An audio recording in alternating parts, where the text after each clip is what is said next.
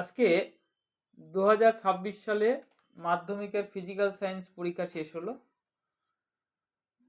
প্রশ্ন যদি বলো প্রশ্ন কেমন হয়েছে, তো যারা অ্যাভারেজ ক্যাটাগরি স্টুডেন্ট আছে আমি বলবো তাদের জন্য একটু টাফ হয়েছে। তার কারণ এবারের প্রশ্নে কিন্তু গাণিতিক প্রশ্ন অনেক বেশি ছিল, যেটা থিওরিটিক্যাল থাকলে তোমাদের সাধারণ যে ছেলেমেয়েরা আছো তাদের জন্য অনেকটা সুবিধা হয়। তো সেই দিক থেকে বলবো তাদের জন্য একটু কঠিন হয়েছে, কিন্তু যারা খুব ভালো ছেলে মেয়ে তাদের জন্য সহজ হয়েছে, কারণ তারা গাণিতিক প্রশ্নগুলো সলভ করে এবং তারা 90+ নাম্বার এই প্রশ্নে পাবে। আর যারা খুব বিলো কোয়ালিটি স্টুডেন্ট, যারা পাস করার জন্য পরীক্ষা দিচ্ছ, তাদের জন্য ভালো হয়েছে, কারণ শর্ট কোশ্চেনগুলো খুব সহজ এসছে এবার মোটামুটি যা দেখলাম। তো চলো আজকের প্রথমেই শর্ট প্রশ্নগুলো নিয়ে একটু আলোচনা করি। তো প্রথমেই যদি আমরা দেখি, প্রথমে যে শর্ট কোশ্চেনটা আছে, প্রথমের একের প্রশ্নটাতে নিচের কোন গ্যাসটি ওজোন স্তর ক্ষয়ে সহায়তা করে না? নিচের কোন গ্যাসটি ওজোন স্তর ক্ষয়ে সহায়তা করে না? তো এখানে সঠিক অ্যান্সার হবে কার্বন ডাই অক্সাইড। এরপরে এসটিপিতে 11.2 লিটার অ্যামোনিয়া গ্যাসের ভর কত হবে? এসটিপিতে 11.2 লিটার অ্যামোনিয়া গ্যাসের ভর। এটা সঠিক উত্তর হবে বিয়েরটা। কিভাবে হলো অঙ্কগুলো করতে গেলে সময় লেগে যাবে, আমি পরে অন্য একটা ভিডিওতে ডিটেলস করে দেবো। এখন উত্তরগুলো একটু মিলিয়ে রাখো। আচ্ছা, নিচের রাসায়নিক সমীকরণ অনুসারে এখানে একটা সমীকরণ দেওয়া আছে, বলছে 5 মোল মিথেন সম্পূর্ণ দহন করতে এসটিপিতে কত আয়তনের অক্সিজেনের প্রয়োজন হবে? এটা সঠিক উত্তরটা হবে এ, অর্থাৎ 224 লিটার। এরপরে চারেরটা দেখো, তাপ পরিবাহিতাঙ্কের এসআই একক কি হবে? এটার সঠিক উত্তর হবে ডি এরটা, watt metre inverse kelvin inverse. তো এটা প্রথম পৃষ্ঠা হয়ে গেল। আমরা এবার পরের পাতায় যাই, অর্থাৎ নেক্সট কোয়েশ্চেন। 5 কোয়েশ্চেনটা দেখো, মানুষের সুস্থ চোখের ক্ষেত্রে দূরবিন্দুর অবস্থান তোমরা জানো, নিকট বিন্দু 25 সেন্টিমিটার আর দূরবিন্দু হচ্ছে অসীম, যদি সুস্থ মানুষের ক্ষেত্রে তুমি দেখো। আচ্ছা, তারপরে আছে যখন কোনো আলোকরশ্মি কাঁচের ফলকে বা স্ল্যাবে উলম্বভাবে আপতিত হয় তখন চ্যুতি কোণের মান কত হয়? লম্বভাবে আপতিত হলে কোনো প্রতিসরণ ঘটে না, চ্যুতি কোণের মান 0 হয়। আচ্ছা, তারপরে আছে কত সংখ্যক ইলেকট্রনের ভর 1 কুলম্ব? এটাও একটা ছোট্ট একটা অঙ্ক। এটা অঙ্কটা করলে তোমার উত্তর বেরোবে 6.25, মানে অপশন সি এরটা, ইন্টু 1018। এগুলো অঙ্ক করতে গেলে সময়টা লাগবে। আমি আপাতত উত্তরটা মিলিয়ে দিচ্ছি, পরবর্তী ক্ষেত্রে আমি ছোট ছোট পার্ট করে এই বিষয়গুলো বুঝিয়ে একটা বড় মানে ডিটেলস ভিডিও করে দেবো, ঠিক আছে? আপাতত উত্তরগুলো মিলিয়ে রাখো। 8এরটা কি আছে, তাপমাত্রা বৃদ্ধিতে রোধ বৃদ্ধি পায়, তাপমাত্রা বৃদ্ধিতে রোধ হ্রাস পায়। যে কোনো অর্ধপরিবাহীর ক্ষেত্রে এটা ঘটে, অর্থাৎ যেহেতু সিলিকন অর্ধপরিবাহী তাই উত্তরটা হবে ডি এরটা।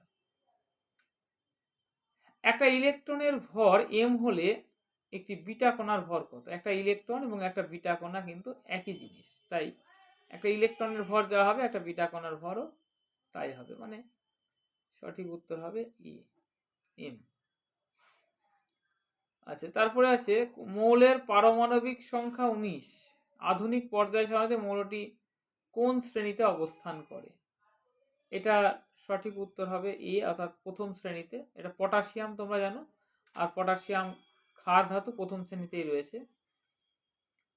অ্যামোনিয়া শুষ্ককরণে ব্যবহার করা হয় পোড়া চুন, মানে ক্যালসিয়াম অক্সাইড, বিয়েরটা হবে।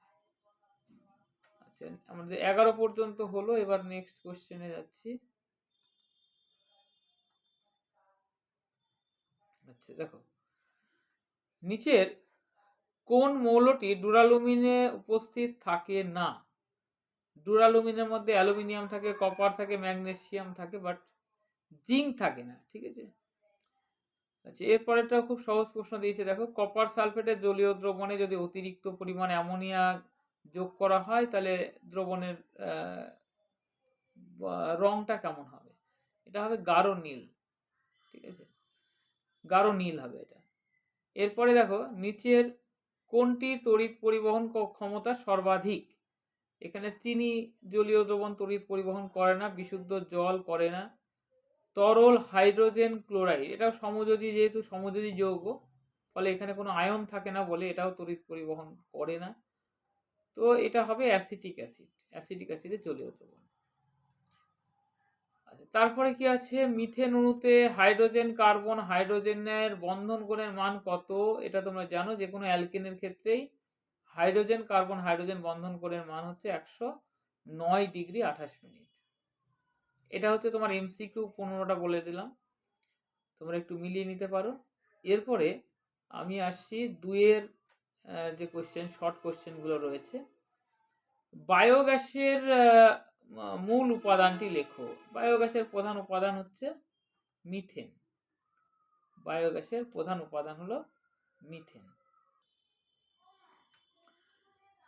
আচ্ছা, তারপরে আছে এর সঙ্গে অথবা আছে, আমাদের শ্বাসক্রিয়ার সঙ্গে জড়িত এমন একটা গ্যাসের নাম লেখো যেটার পরিমাণ বায়ুমণ্ডলে বাড়লে বিশ্ব উষ্ণায়ন ঘটে। তো আমাদের শ্বাসবায়ুর সঙ্গে দুটো গ্যাস আছে, একটি কার্বন ডাই অক্সাইড আর একটি হচ্ছে অক্সিজেন। তো এখানে সঠিক উত্তর হবে কার্বন ডাই অক্সাইড। তারপরে দেখো দুইয়ের কোশ্চেনটা, প্রাকৃতিক গ্যাসের তাপন মূল্য 50 কিলোজুল পার গ্রাম বলতে কি বোঝায়?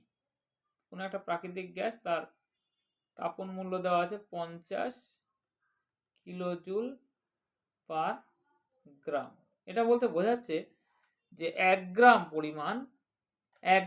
পরিমাণ ওই প্রাকৃতিক গ্যাসের সম্পূর্ণ দহনে 50 কিলো জুল পরিমাণে তাপ শক্তি উৎপন্ন হবে।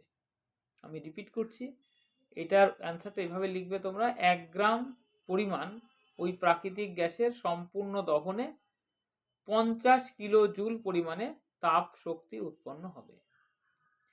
তারপরে আছে, নিচের বিবৃতিটি সত্য না মিথ্যা লেখো। একটা একই উষ্ণতা ও চাপে সম আয়তন সকল গ্যাসের সমান সংখ্যক পরমাণু থাকে না। এটা যদি অণু থাকতো তাহলে সত্য হতো, কিন্তু এটা যেহেতু আছে পরমাণু তাই এটা হবে মিথ্যা। এটা সঠিক উত্তর হবে মিথ্যা।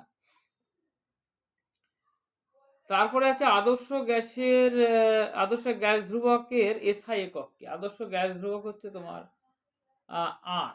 আর সমান আমরা জানি কি, PV by NRT, PV by N T.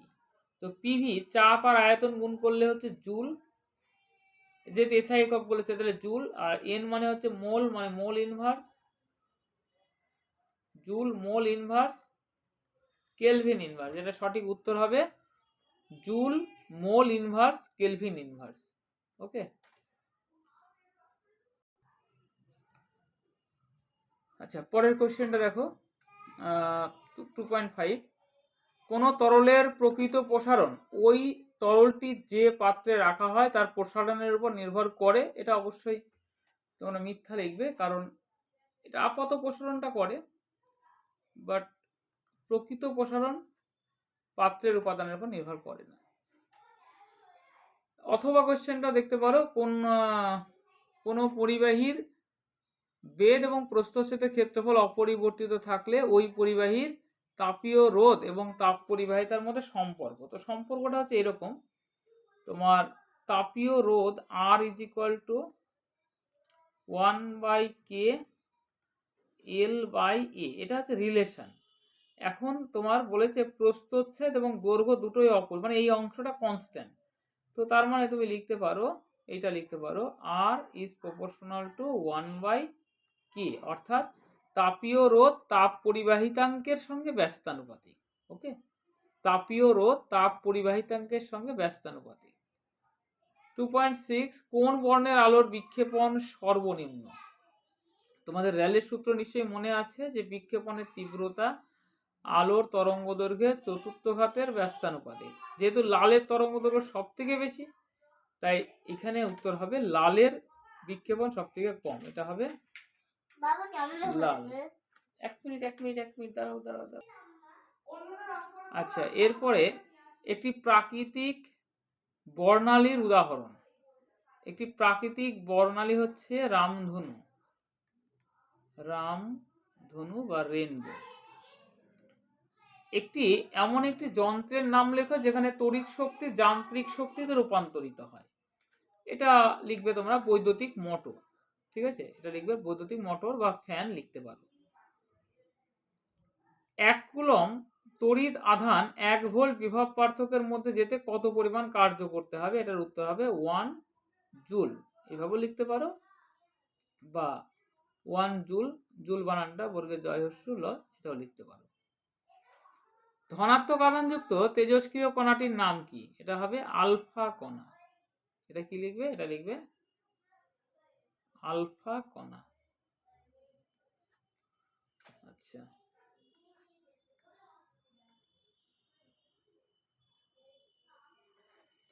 এরপরে পারমাণবিক চুল্লিতে কোন ধরনের নিউক্লিয় বিক্রিয়ার সাহায্যে শক্তি উৎপন্ন হয়? এটা কি লিখবে? এটা হচ্ছে নিউক্লিয় বিভাজন। এটা লিখবে নিউক্লিয় বিভাজন।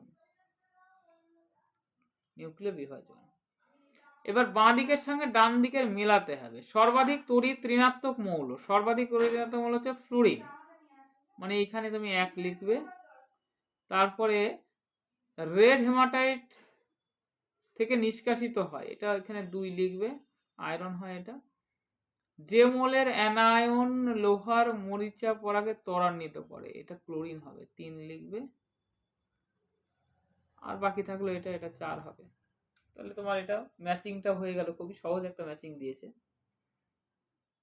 আচ্ছা, নিচে যৌগগুলোর মধ্যে কোনটি সমযোজী? এখানে দেখো পটাশিয়াম ক্লোরাইড আছে, সোডিয়াম ব্রোমাইড আছে, কার্বন টেট্রাক্লোরাইড। সমযোজী হচ্ছে এইটা,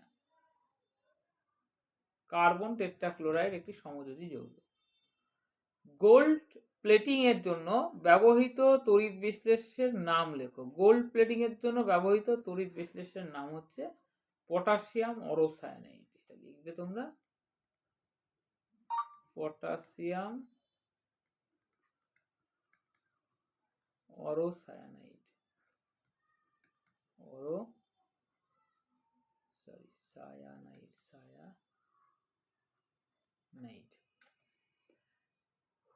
কোন তড়িৎ বিশ্লেষ্য পদার্থের জলীয় দ্রবণ তড়িৎ বিশ্লেষণের সময় ওই দ্রবণে কিসের মাধ্যমে তড়িৎ পরিবহন ঘটে? এটা লিখবে আয়নের মাধ্যমে। আর একটু ভালো করে লিখবে ক্যাটায়ন এবং অ্যানায়নের মাধ্যমে।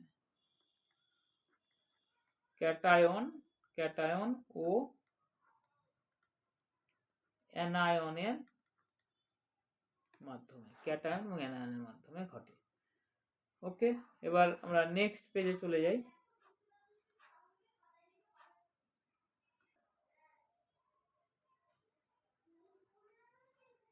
আচ্ছা, নেক্সট কোয়েশ্চেন দেখো, তড়িৎ বিশ্লেষণে পরিবর্তী প্রবাহ ব্যবহার করা হয় না কেন? 1 নম্বরের প্রশ্ন দিয়েছে। কারণ দেখো, তড়িৎ বিশ্লেষণের সময় একটি ক্যাথোড থাকে, একটা অ্যানোড থাকে। ক্যাথোড মানে হচ্ছে নেগেটিভ তড়িৎদ্বার, অ্যানোড মানে পজিটিভ তড়িৎদ্বার। এখন পরিবর্তী তড়িৎ প্রবাহ ব্যবহার করলে কি হবে না, মুহূর্তের মধ্যেই তোমার ক্যাথোড এবং অ্যানোড পরিবর্তন হবে। অর্থাৎ পরিবর্তী প্রবাহের যে ফ্রিকোয়েন্সি থাকবে, ধরো কম্পাঙ্ক যদি 50 হয়, তার মানে 1 সেকেন্ডে 100 বার এই ক্যাথোড এবং অ্যানোড পরিবর্তিত হবে। তার ফলে তড়িৎ বিশ্লেষণ ঘটবে না। তাই এসি ব্যবহার করা হয় না, ডিসি ব্যবহার করা হয়। ওকে, এরপরে পরের কোয়েশ্চেনটা দেখো, কি আছে, লেড নাইট্রেটের জলীয় দ্রবণে H2S চালনা করলে যে কালো রঙের অধক্ষেপ পড়ে তার সংকেত লেখো। এখানে কি হবে, কালো রঙের অধক্ষেপ বলতে এখানে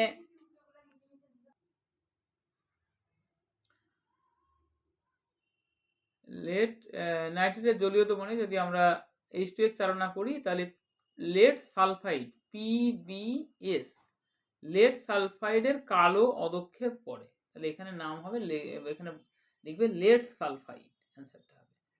এরপর একটা অথবা দিয়েছে, অ্যামোনিয়া এবং কার্বন ডাইঅক্সাইড বিক্রিয়া করে দেখো ইউরিয়া, আচ্ছা উত্তরটাই বলে দিচ্ছি, জল এবং একটা শূন্যস্থান, এখানে কি উৎপন্ন হবে? এখানে উৎপন্ন হবে ইউরিয়া। ইউরিয়ার সংকেত হচ্ছে, তোমরা এটা লিখবে CONH2 ইউরিয়া, এটাকে এইখানটায় ইউরিয়ার এই সংকেতটা লিখতে হবে। দুটি গ্যাসের রাসায়নিক বিক্রিয়ায় একটি কঠিন পদার্থ উৎপন্ন হওয়ার রাসায়নিক সমীকরণটি লেখো। তাহলে কি হবে? এখানে দুটো গ্যাস, একটা হলো তোমার HCl গ্যাস মানে হাইড্রোজেন ক্লোরাইড গ্যাস, আরেকটি হচ্ছে অ্যামোনিয়া গ্যাস NH3 গ্যাস। এরা যদি বিক্রিয়া করে তাহলে উৎপন্ন করবে NH4Cl অর্থাৎ অ্যামোনিয়াম ক্লোরাইড। এটা কিন্তু একটা কঠিন পদার্থ। তাহলে তোমার অ্যান্সারটা আমি যেটা লিখে দিলাম এটা হবে অ্যান্সার। নিচে যৌগটির আইইউপ্যাক নাম লেখো। এখানে দেখো 1 2 3টে কার্বন আছে আর 2 নম্বর কার্বনে আছে OH যুক্ত আছে, তার মানে এটা হবে, এটার আইইউপ্যাক নাম হবে প্রোপান, প্রোপান টু অল, প্রোপান টু অল বা টু প্রোপানল তোমরা লিখতে পারো। ইথানোয়িক অ্যাসিডের গঠন সংকেত লেখো। CH3COOH, এটা হচ্ছে ইথানোয়িক অ্যাসিডের গঠন সংকেত, বা তোমরা এটাকে এইভাবে ভেঙেও লিখতে পারো। এই আমি এইখানে লিখে দিচ্ছি, সি, এই প্রত্যেকটা হাইড্রোজেনকে তুমি আলাদা করে লেখো, COOH, এইভাবেও তুমি লিখতে পারো। আচ্ছা, আরেকটি আছে পিভিসি মানে পলিভিনাইল ক্লোরাইডের ব্যবহার লেখো। তো পিভিসির ব্যবহার আমরা অনেক ব্যবহার আছে, তুমি লিখতে পারো জলের পাইপ, দেখো জলের পাইপ, জলের পাইপ, এছাড়া যে বালতি, মগ, ইলেকট্রিকের তারের উপরে যে কভারটা থাকে, এগুলো সবই তোমার পিভিসি দিয়ে তৈরি। তাহলে টোটাল 36 মার্কস অর্থাৎ 36 নাম্বারের অ্যান্সার কিন্তু আমি কমপ্লিট অ্যান্সার বলে দিলাম। এরপরে এখানে বাকি আরও যে কোয়েশ্চেন তোমাদের রয়েছে 2 নম্বরের বা 3 নম্বরের, সেগুলো যেগুলো থিওরিটিক্যাল সেগুলো আর কি কিন্তু বই পেয়ে যাবে, তবে অঙ্কগুলো আমি সলভ করে দেবো নেক্সট ভিডিওতে, অঙ্কগুলো সলভ করে দেবো। Thank you. আর বাকি থাকলো তোমাদের জীবন বিজ্ঞান, আশা করি সেটাও তোমাদের ভালো হবে। ওকে, নেক্সট ভিডিওতে দেখা হবে। ভালো লাগলে একটি লাইক করো, শেয়ার করো, আর তোমার কোনো মতামত অবশ্যই কমেন্ট বক্সে লিখে দিও। Thank you.